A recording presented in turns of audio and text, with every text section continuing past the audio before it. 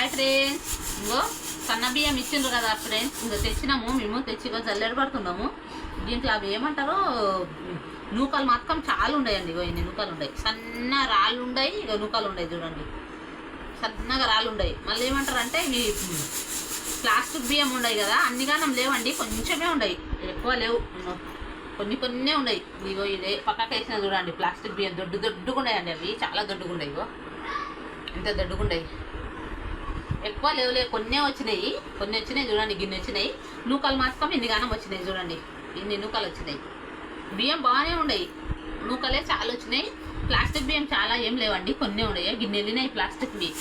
ఎందుకంటే అవి తింటే మళ్ళీ పొట్టాల ఖరాబ్ అవుతుందని అన్ని జల్లెడ బట్టి పెడుతుందా. రోజు సాయంత్రం జల్లెడ బట్టి పెడతా ఫ్రెండ్స్. ఇగో ఇవి సన్నగా ఉన్నాయి, బాగానే ఉన్నాయి లేండి, సన్నగా. ఇగో ఇన్ని జల్లెడ పట్టిన పొద్దుగాలకి, ఎందుకంటే పొద్దుగాల పిల్లలందరూ టిఫిన్లు తీసుకొని పోతారు, స్కూల్కి వెళ్తారు, అందుకనే తొందరగా పెట్టి జల్లెడ బట్టి పెడుతున్నాం.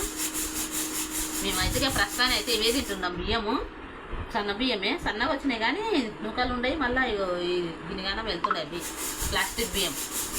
ప్లాస్టిక్ అంటారు కానీ ప్లాస్టిక్ ఏమో నాకైతే తెలియదు, కానీ నేనైతే ఇవి అయితే జల్లెడ బట్టి పెడుతున్నా ఏరి. మళ్ళీ సన్న రాళ్ళు ఉన్నాయండి, సన్నవి ఉన్నాయి రాళ్ళు, సన్న రాళ్ళు నల్లవి, అవి నల్ల మట్టి ఉంది, అంతగా ఏం లేవు, చాలా లేవు, కొన్ని ఉన్నాయి, బాగానే ఉన్నాయి. కానీ ఈ నూకలు ఒక్కటే, ఎందుకంటే నూకలు వెళ్ళమనుకో సన్న రాయి ఉంటుంది, కర్రమంటుంది కళ్ళ కింద.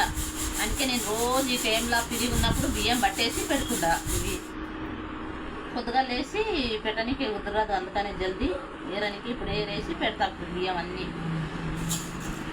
ఇంకా మేము రోజు సాయంత్రము ఇది చేసి నల్ల వస్తుంది మా కాడ, దెబ్బ గిన్నె ఉండే పెట్టేసి ఇక ఇది చేస్తాం. ఇంకా కొన్ని ఉన్నాయి గిన్నె పెట్టేసి. సరే ఫ్రెండ్స్, మా ఛానల్ చూడండి, సబ్స్క్రైబ్ చేయండి, బాయ్.